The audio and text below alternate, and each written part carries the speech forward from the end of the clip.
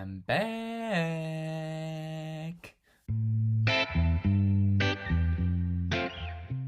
But not officially just yet.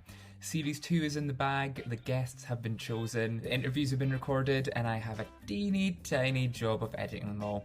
So while I pull my finger out and edit all the episodes, I've got a special pre-series episode right up my sleeve for the meantime. This week, the fifth and the final film instalment of James Bond featuring Daniel Craig premieres, and after one too many postponements, No Time to Die finally makes its way to the big screen. For me, Bond is more than a movie, it's an institution, and I don't think I'm alone when I say it's a big part of our heritage here in the UK. From voyages in space, gondola jumping with Jaws, the man with the metal teeth, not the shark, to more nail-biting fights than the whole of the Real Housewives franchise. Bond really has done it all. But to my knowledge, Bond has never done a food safari. So for this special episode of Dishin It, I have enlisted the help of Fraser and Stuart from the Build a Bond podcast to help create one epic Bond-fueled food adventure. I had a lot of fun recording this one, so while I leave you to listen, I'm going to make tracks and start with my Bond marathon. I'll see you at the end.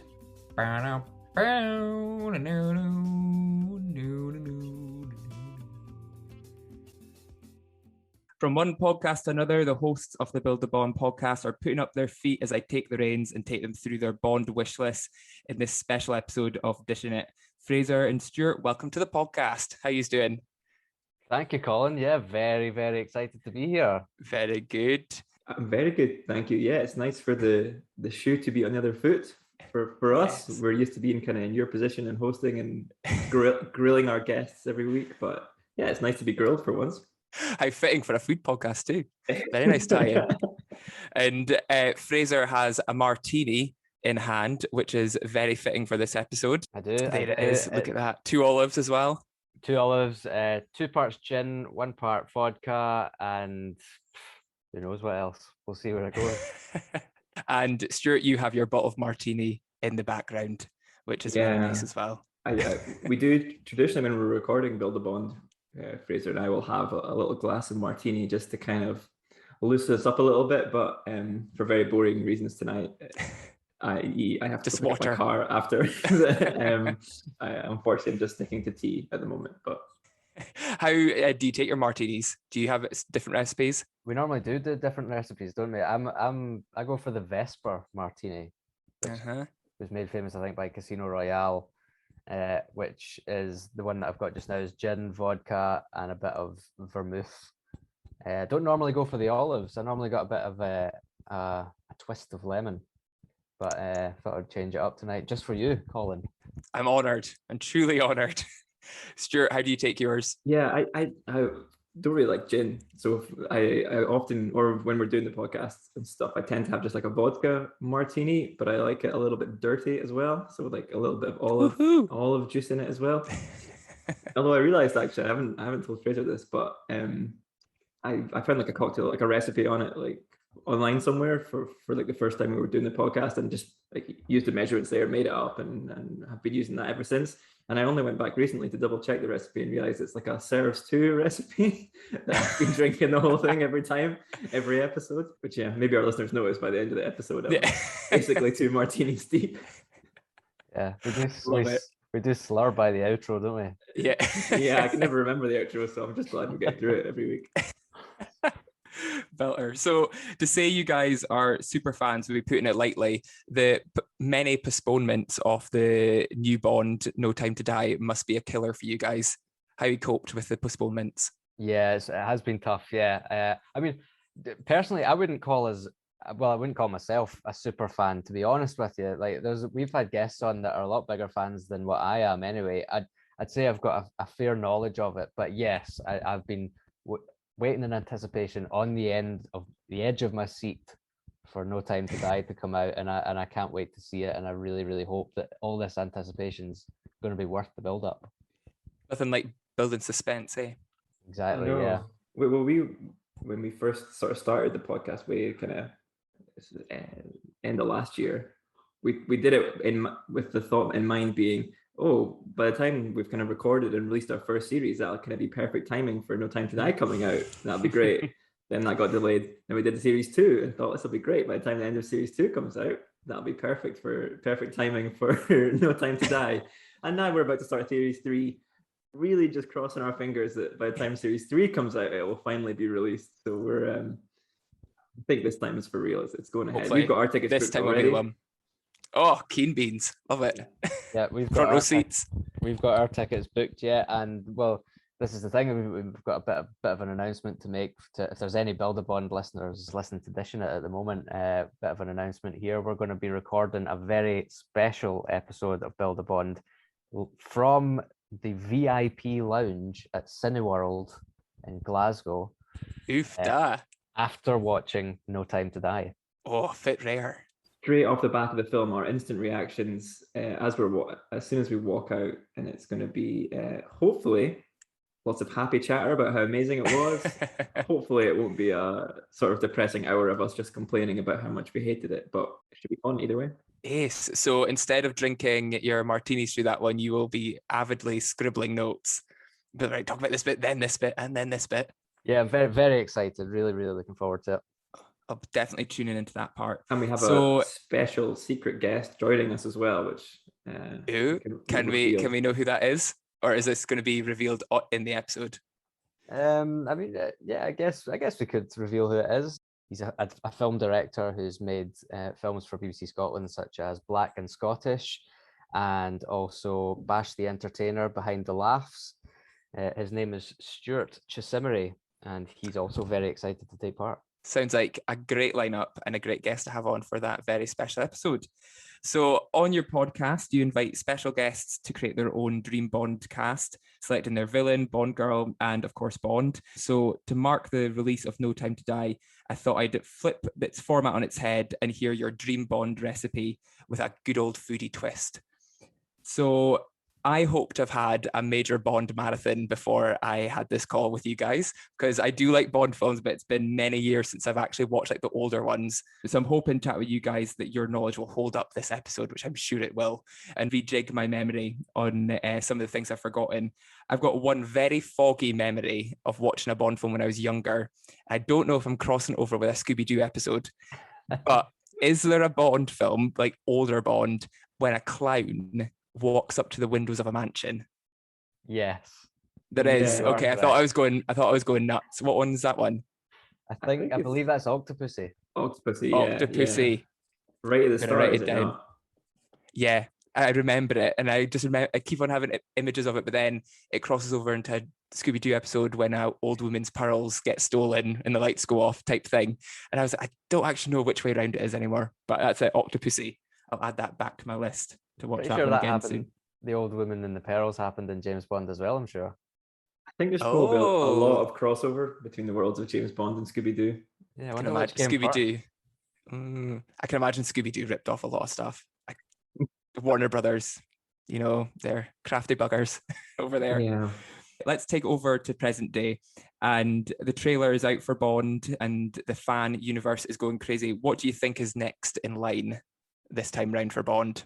It's been strange a little bit with the Daniel Craig ones over the last few films, in that they've actually tried to tie the films together in a way that they haven't necessarily done that much before. So you can see already in the trailer they're bringing back some of the the cast from previous films, some of the characters from previous films as well. So I'm not sure how I feel about that. One thing you love about Bond is that each film really kind of stands by itself and often has it's kind of fully contained in the one film. Whereas with this being Daniel Craig's last one, what are they going to do? Are they going to try and bring it full circle? Are they going to try to have some sort of satisfactory conclusion to everything that's happened over the past few films? I don't know. It's hard to say, but it's interesting anyway, and a little bit different to what they've tried to do in the past. Yeah, I'd agree with that. Yeah, I think there's going to be a few surprises. I think there'll be some twists that aren't typical of a Bond film. I don't want to put what I think those twists will be out there in case I look silly after it comes out, but yeah, I think it's going to take it in directions that we haven't seen Bond films go before. It's for me, it's like, I mean, as you know, me and Fraser, we could talk about Bond, all day, all night. For me, one of the big things is really for Daniel Craig's legacy as Bond. I think he'll always be remembered as one of the best Bonds, if not perhaps even the best Bond. But I always think of it as his ratio of good to bad Bond films is kind of teetering on a knife edge right now. He's done two, like Casino Royale and Skyfall, I think are two absolutely brilliant films. The other ones, Spectre, I didn't really rate so much. Quantum of Solace definitely wasn't that good. So this is his fifth one. If it's good or it's bad, it's going to tip his ratio either way. So it's a big moment for his legacy as well. God, he'll be stressing.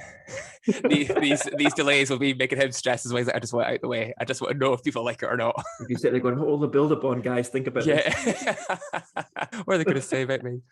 Do you think, Stuart, is Daniel Craig your favourite Bond, would you say, out of the whole franchise? I always think of it as like kind of separate questions of who is the best Bond and then who is my favourite Bond. So I think like on paper, like in terms of acting ability, in terms of what he's done with the character and the films themselves, I would say Daniel Craig is probably the best Bond. Whereas my favorite Bond is a different question, and I think probably I always go back to Sean Connery and the emotional connection you have to his portrayal of Bond, because it's the first ones that you saw, because it's the kind of iconic portrayal of Bond. Probably I would say Sean Connery is my favorite, but I would probably admit that Daniel Craig is probably the best Bond that we've seen so far anyway. Fraser, would you agree? Will we get a debate going? No, I don't agree. Timothy Dalton is the best Bond, and Timothy Dalton is my favourite Bond. End of. Double whammy from Fraser. Who would be your dream person to play Bond then, do you think, Fraser? This is a difficult one. Choose anyone. Yeah, I think one of these days we're going to get around to building our own Bonds, I think. And I'm not sure if I want to give it away, but I think, go on, just seeing as though you've asked nicely, Colin. I think John Boyega is my choice for the next Bond. He would be a good one. Yeah, definitely. He's phenomenal. He's funny. He's charismatic. He's sexy. He's smart. He's got, all of this star power behind him, but not so much that he's going to kind of get lost in the star power in the Bond role.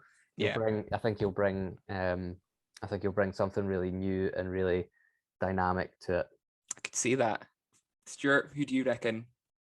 If I'm honest, what I actually want to happen and my ideal outcome would be is that when they announce who the new Bond is, I go like, oh, like I want to be kind of like that exact noise, I want to be like taken aback. I want to be like, I don't want it to be someone that I'll go like, oh, okay, yeah, he's been on the next Bond odds list for the past like few years. I don't want it to be someone like me, some idiot like me could think of as being the next Bond. I want it to be someone who like maybe like challenges what we think of as who's going to be Bond, maybe like it's a surprise, maybe causes a little bit of outrage, sort of, maybe even like a little bit what Daniel Craig did when he came into the role. People thought, oh, this guy doesn't look like what I think Bond looks like. This guy doesn't physically sort of resemble what I think Bond should look like. So I want that again. I want, the boundaries to be pushed a little bit for it to be someone that someone like me could think of to be Bond. And I suppose they probably won't do it in this film because obviously it's one character's in. They've got to wait a while till they do the next one. So we'll be waiting on the edge of our seats, I'm sure. Yeah, I feel like they know. I think Barbara Broccoli knows who the next Bond is, but they can't announce it until Daniel Craig's officially out, Yeah, I think it's, to be honest, I do love the speculation as well, as much as I like, as much as we talk about Bond all the time. And to be fair, the number of times on our podcast where the guest has named someone or mentioned a name and it's changed my opinion as well. I've been like so surprised by it. The great shouts we've had from our guests, Riz Ahmed, Sam Hewen, Clive Owen, so many like actors that have been named that I never would have thought of necessarily, but I've been like, yeah, you know what? As soon as they mention it, you think that could work. And what's on Build a Bond as well, we have this idea of absolutely no rules, so people can pick actors that are dead, actors that are too old now but could have done it when they were kind of younger. They can pick their mates to do it. They can pick all sorts. So it's been really good. That's why I kind of feel like I want it to be a surprise, because now I've had like my horizons so broadened by doing the podcast as to what's possible. Now I think, well, there isn't any rules. Let's see what let's see how creative they can be. To an extent, I mean, they can't pick someone that is dead. But well, no, that is true. Yeah. Yeah, let's just CGI them. They can CGI them. You never know. Like they do with all these Star Wars films now. They bring back all the dead actors. Yeah. Like, you never know. They can do many things these days. Mm. So I'm dying to hear about what you've got planned for your Bond film. So let's set the scene. Your film is going to be set in Scotland. Where would the location of your dramatic opening scene be? I'm just gonna say that before we get started. I have had so much fun doing this. I thought you might. I thought you might. I know obviously with your podcast, Colin, there's always a big food element, and you know, a foodie such as yourself, you know all the locations to eat in Scotland. I've gone to like back to my like childhood and just thought of like when I was a kid driving around, Love it. going on holiday in Scotland, where I thought would be like cool Bond locations for Yes. stuff. But this one for my opening scene was something I thought about relatively recently during lockdown. And you know, when you like, it was like the full on lockdown stage where you couldn't do anything, you couldn't go anywhere. All you could do was like go for walks like around your house. And that's what I did. Basically, went for like walks around, trying to find new places, interesting places. And I came across Rubislaw Quarry in Aberdeen. Oh, yes. And I was there in the evening. It was like a cold, crisp night, and it's so mysterious around there. There's loads of big fences. There's loads of like warning signs: "Do not enter. Do not go in here." Like parts of it are like kind of like floodlit, eerie, ominous. And I thought it would be a perfect little a perfect kind of atmosphere for an opening of a Bond film, like Bond maybe in like all black balaclava or something, exploring around there, trying to find out what's going on. Why is this like huge deep lake in the middle of Aberdeen? What's it all about? I even thought you could have like, you know, and like You Only Live Twice, when they get to the top of the volcano and it looks like a big pool of water, but when they actually like walk on it, it turns out it's just like a huge opening for like a rocket launcher or something like that. I just became really obsessed with Rubislaw Quarry as this amazing place where there's all sorts of mysteries, and I would love my Bond film to start there. Good choice. Fraser, do you have another location, or do you agree? I've got another location, yeah. So Good. my very opening sequence takes place at the McCaig Tower in Oban.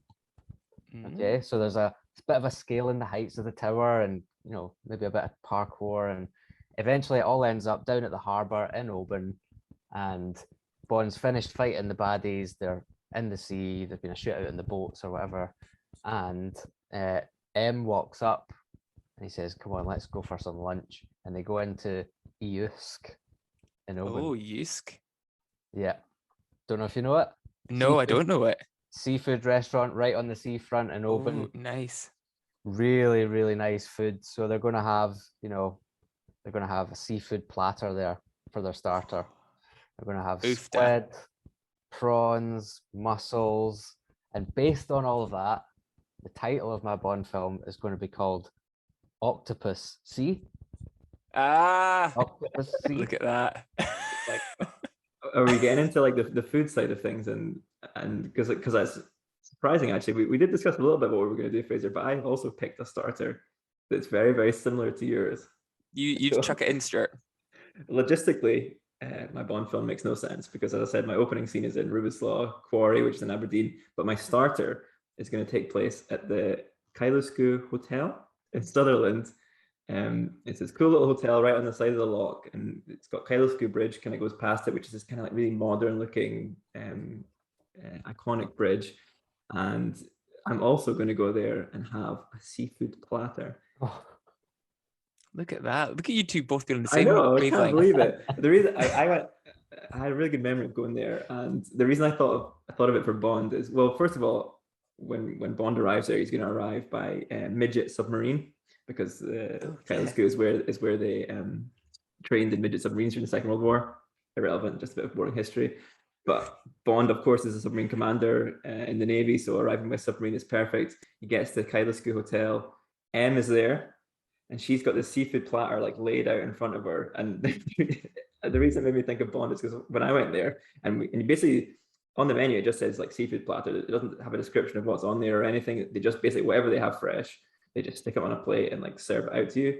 But it also comes with, because it's got things like, you know, crab and sort of like langoustines and stuff like that. You also get like this kind of like tray of what I thought looked like torture equipment. And so all these things for like breaking open the crab's legs, all these like super sharp knives and like, I don't know, like utensils that look like something you would use to like torture someone. So I thought I had this like scene in my head of like Bond sitting there. He's getting in trouble by M, because he's always getting in trouble by M.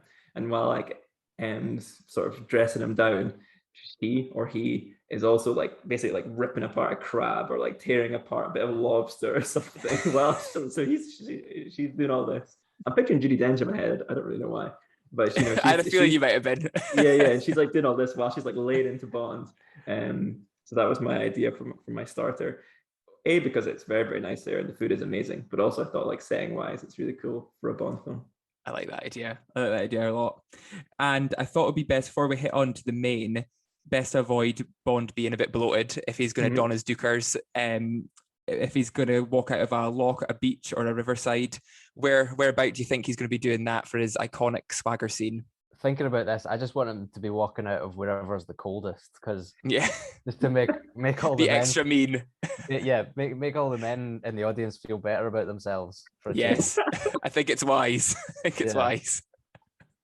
Well, me and Fraser actually just recently were on holiday together, and we explored some incredibly beautiful beaches out in the Western Isles. We're in Barra, Battersea, and we went for a swim on the beach in Erskine. Is it called Prince Charlie's Beach or something like that? And nice. I mean, I'm not saying the locals thought we were Bond ourselves coming out of the water, but it is beautiful there. The water is so crisp and clear. It looks like, because when we were there, it was quite sunny, so it looks like it could be, you know, the Caribbean or like some exotic location until your toes touch the water. And at that point, you're like, okay, ice cubes. I'm definitely in Scotland. Yeah.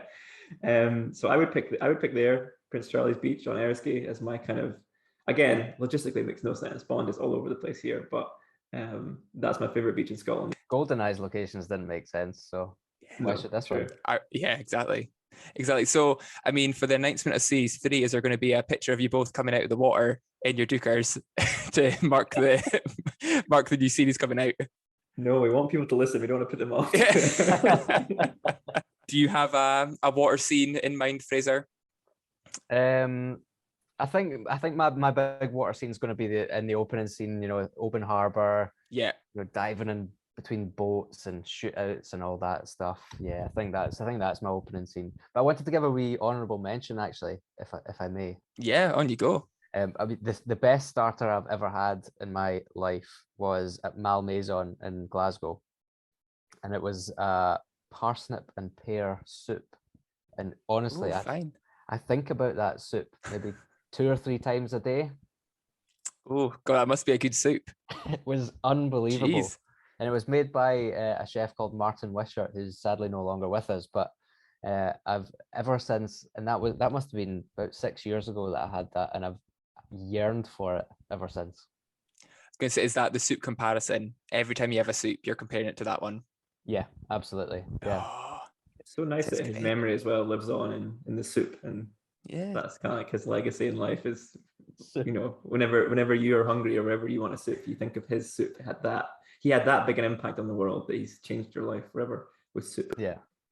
And Malmaison would be quite a cool location for a Bond scene, but I just couldn't get over the Oban thing. I thought that'd be really, really cool. Let's talk thrilling chase scenes. Where would a chase scene be between Bond and the hitman that's trying to get rid of him? Again, this is like thinking back to whenever I'm out and about in Scotland driving around, where do I pretend that I'm Bond whenever I'm driving? And the answer is like my favorite bit of road in like the whole of Scotland, the bit that I love driving, you know, so much, is the road that goes from Glenshee in the Cairngorms back down into Braymar, then out towards Balmoral. So I think it's the A93. And I quite often, because I'm maybe up like maybe skiing or hiking or something, so you're driving back down like early evening in that kind of golden hour light, and it's like the most beautiful setting with the mountains on either side. Then it comes down into like the Dee Valley, and it's got like the forest and everything, and it's this amazing road. And whenever I'm driving it in my like little Toyota Yaris, I'm like pretending I'm Bond driving down that road. So I've got to have a chase scene there. Could even start in Glenshee, like with a bit of like a ski chase, then into the cars down that road. Bit of snow maybe. That would be lovely. There we go. It's an iconic road, that one. It's great. Yeah, I think it's part. Is it the Northeast 250 or something like that? There's like a sort of tourist route. It comes into it. Yeah. I think it comes into it. Great one to see. Fraser, where's your chase taking place?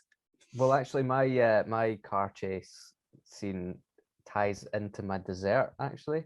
So if we can keep that till later. Yeah, save a little something for dessert. But spoiler alert, it's the same as Stuart's. No. Same road. Well, that's great. We spend way too much time together. You holiday together, you pick the same desserts. Same God. seafood platter and everything. Yeah. Shocking. Great. Well, no matter where any Bond film is, you can always be sure to witness some lavish hotels, stylish bars, and plenty dinner parties. So for this segment of the podcast, I'm all ears to hear where you're sending Bond for his movie meals. So we've covered off the starters. So let's go nicely on to our main, where Bond comes face to face with his villain. Where are you sending him, Stuart? Now, Oh. again, I know this is, of course, a foodie podcast, and I have, for all my other courses, picked it very much in line with what some of your other guests might have picked. I've picked nice hotels, nice restaurants, nice bars, and I've picked nice food and everything. Unfortunately, for my main meal, I've picked like a really terrible, can I say crap? Am I allowed to swear on this? Yeah, you can. It better not be McDonald's. No, it's definitely not McDonald's, but it's about the same kind of standard of food. But I've picked it based on its location as opposed to its quality of food. And I'm picking. I will grant it. I will grant it. Okay, good, I'm glad. I'm picking the Tarmigan Restaurant in Cairngorm. So it's, I don't know if you know it, but it's, if you go to like the Cairngorm Mountain and they have like the funicular railway that goes up, and yes, and then right at the top is like a yes, restaurant, of course, that is like basically on the top of the mountain. And I was trying to think where in Scotland is like the most Bond place to like do anything, and I was thinking of like the mountaintop place Inspector on Her Majesty's Secret Service when they go to like the mountaintop kind of place. And I thought that there is an equivalent of that in Scotland, and it's the Tarmigan Restaurant at the top of Cairngorm. Plus, it's got the extra bonus of having that funicular railway, so you can have a kind of like, is it Moonraker, the gondola scene where they're fighting across the gondolas? I thought you could recreate that as well. So I don't know what we'd have to eat, because I think they just do like sandwiches and stuff. I don't think they do like really that good food.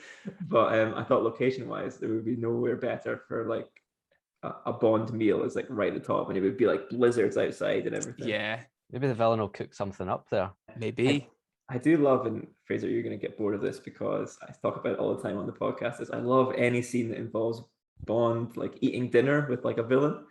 I always find those scenes so tense and so like interesting, like the dynamics. So I like the meal scenes in my Bond film would be like about half of it.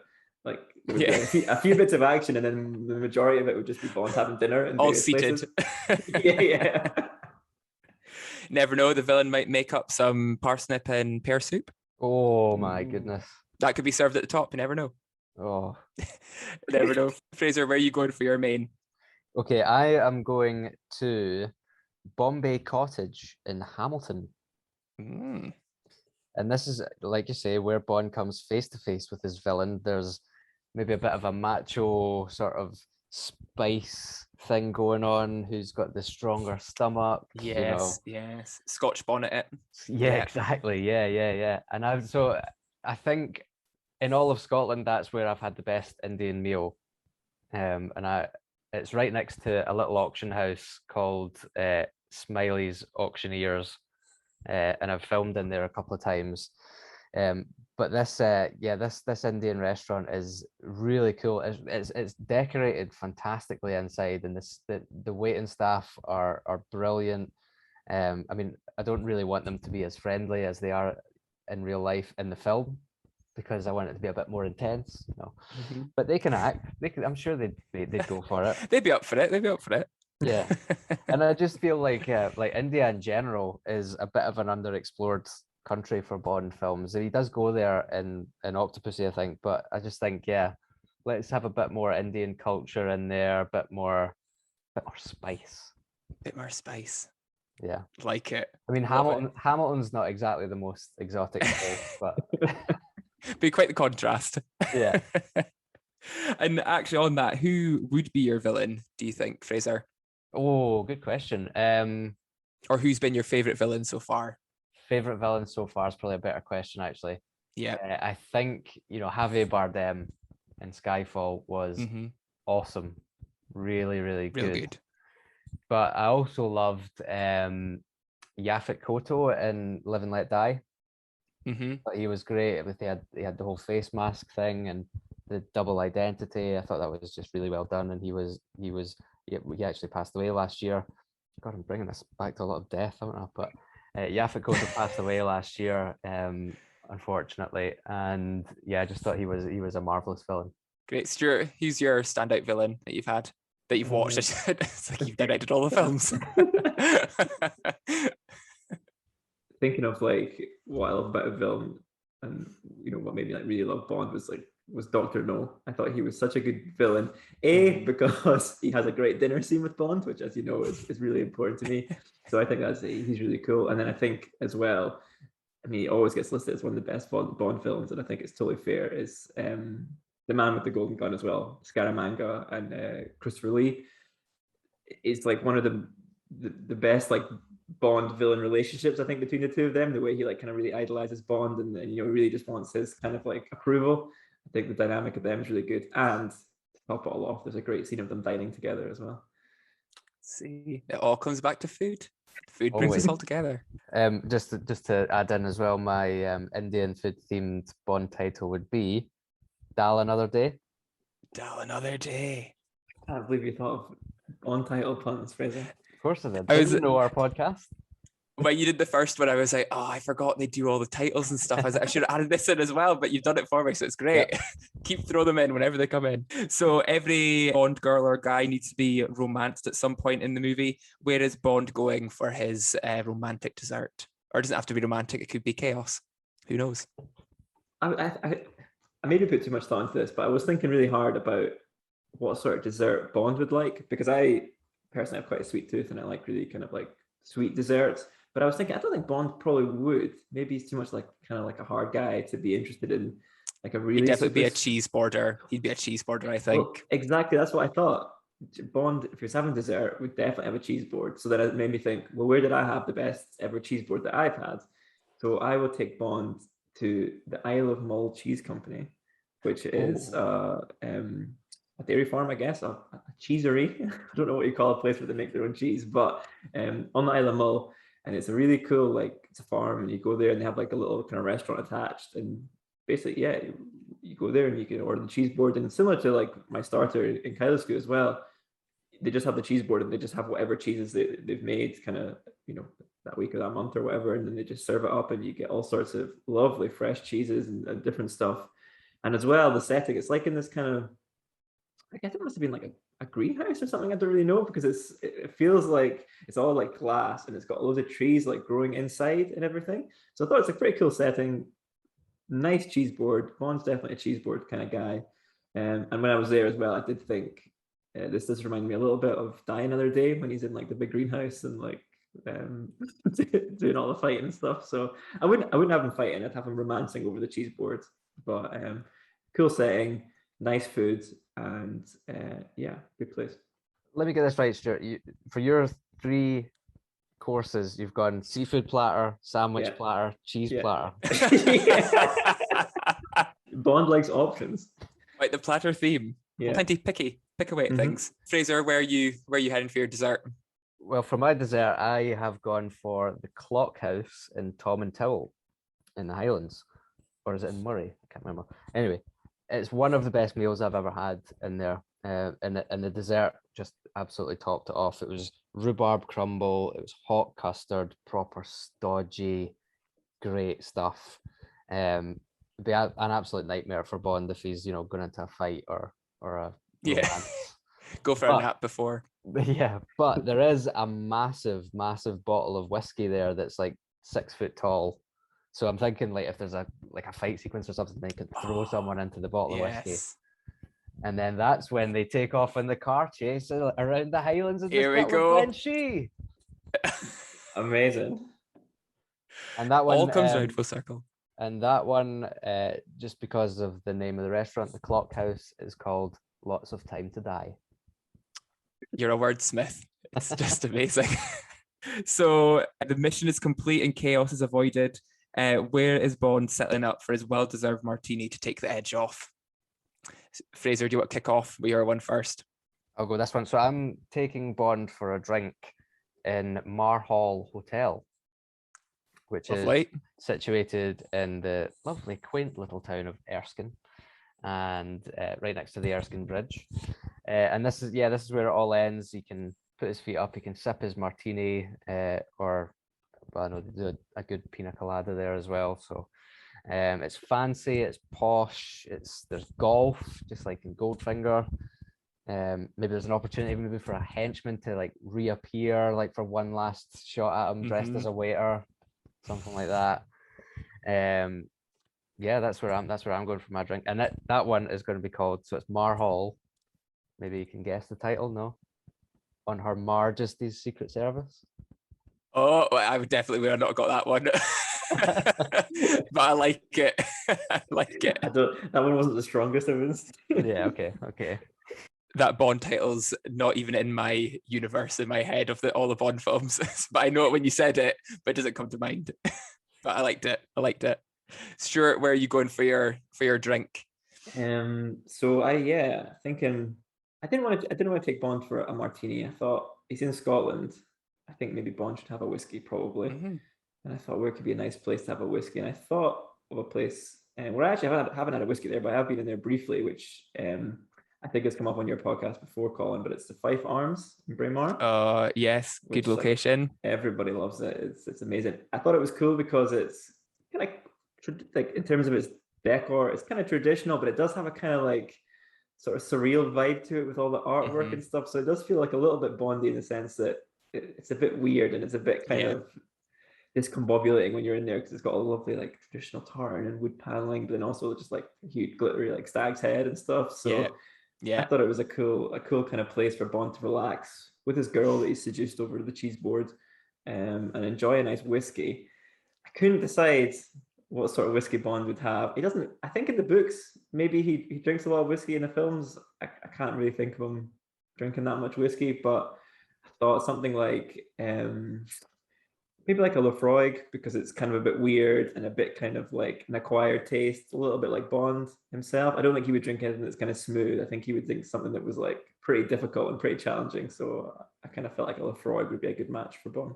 Good choices, solid choices. And the Fife Arms actually be a good location for somewhere. Yeah, as you said, it's a very contrasting venue, hotel, it's everything in one. But after all those suggestions, quite a movie we've got, I'd have to say. He's going to be exhausted, isn't he? He's been all over the place. Yeah, he might have saved the world, but he's definitely killed the planet with carbon emissions. Definitely. In Scotland about 7 times. It's been everywhere. Maybe he could do it in an electric car. That could be the change for this one. To bring it into the modern era. He gets like an electric Aston Martin or something like that. Yeah. This series of Dishin It, I've been asking each guest what their go-to song is. So I've reckoned for today it's a good call to play us out with a favourite Bond song of one of yours. But in a true shocking Bond turn of events, only one of you are going to get your song to play. I've pulled together a very low-budget quiz based on Bond to determine who is the biggest fan out of the two of you. And much like Fraser, I have done a play on words name, so it will be called No Time to Dine. Yeah, that is the name. There we go. God, why didn't I think of that one? Now, I think Fraser is very quick at coming up with his. That took me quite some time. I was like, what can I do? I was looking right at me when I was doing my notes. So your name is your buzzer. So when I say the question, first one to say their name gets to answer, and we'll just see how it goes. And hopefully you don't know all the answers, because as we know, my knowledge is not that great. So if there's a tie, well, who knows what happens? As you might know if listening to our podcast, we do like a quiz question every week, and quite often it falls to me to answer, and I almost always get it wrong. So I think going into it, the bookie's favorite will be Fraser, but I think I've got a good chance. I do often have Google to help me though. That's true, but not today. Well, chances are you've probably seen all the questions that I'm going to ask before you've been in your searches. So we'll see how it goes. You might be stumped. Who knows? So the first question: which artist has sung more than one Bond song?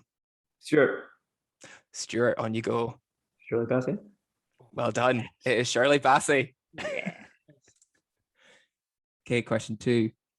Bond was pushed from a plane mid-flight without a parachute. Which movie was that from? Fraser. Moonraker. Moonraker. You're right. I even had cues just in case no one knew, so I could like tease it out, but didn't need them, so it's fine. It's fine. Man. In the movie GoldenEye, how does Bond infiltrate the Archangel chemical weapons facility? Fraser. Does he bungee jump into it? He bungee jumped into it. The excitement on both their faces when they get one right is great. It's great to see. Sweating. We're not competitive at all. Which studio produced almost the entirety of the Bond series? Sure. On you go. Is it like Pinewood Studio? It is Pinewood. Yeah. It is Pinewood. For which film did Sean Connery return as Bond? Fraser. Diamonds Are Forever. Yes, it is. Yes. Big fat Connery. Right. This is the last question. So if Stuart gets this right, this will be a tie. Wait, what are the scores on the doors right now? So Fraser 3, Stuart 2. Oh my god. Should we announce our songs before we do the last question, and then obviously only one of them is going to win? Yes, actually, this will make the stakes even higher. It might add more stress. In fact, yes, actually, so an extra layer of tension. Or no, wait, actually, I was thinking that as a tiebreaker, we could try and guess what the other ones picked.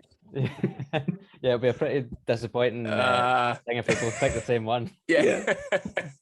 True. So Fraser, what song are you picking for your play out? I am going to go for the incomparable, the timeless. Nobody does it better. Yeah, it's Harley Simon from The Spy Who Loved Me. Great choice. And Stuart, what was your one? I knew you were going to pick that. That was obvious. I'm going to go for the absolute other end of the spectrum in terms of Bond themes. I'm going to go for You Know My Name, Chris Cornell from Casino Royale. Good choice. Good. I was worried one of you was going to say Madonna, Die Another Day. I was very worried, and I was like, surely not, because I know they both don't really like it, but I was like, they might just want to do it. Who knows? Guilty pleasure and all that. Okay, so the stakes are high. You've both got your songs at the ready. So the final question is, who is the villain in the movie The Man with a Golden Gun? Stuart. Scaramanga. That is right. But unfortunately, it means a tie. I don't have a question. We haven't prepared for this eventuality. But let me think of one as I just dig in to my brain. What color are Daniel Craig's trunks when he walks out the sea? Stuart, on you go. Like sky blue? I would have taken blue, but sky blue is accurate. There we go. Well done. I've also spent a lot of time looking at those trunks.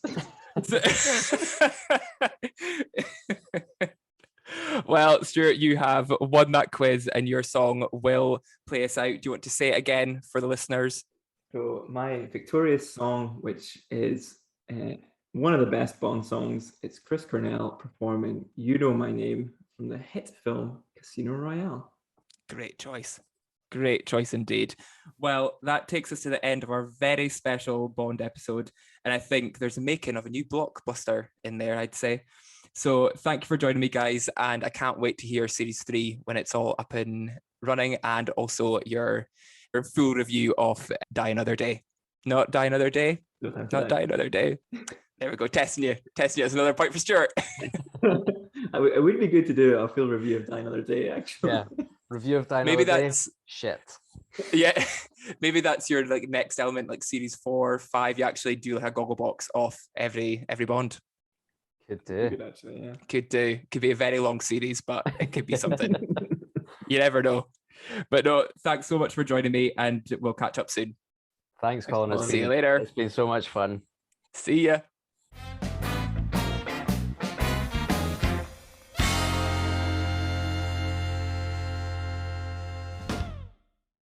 What an absolute whopper of a Bond that will be.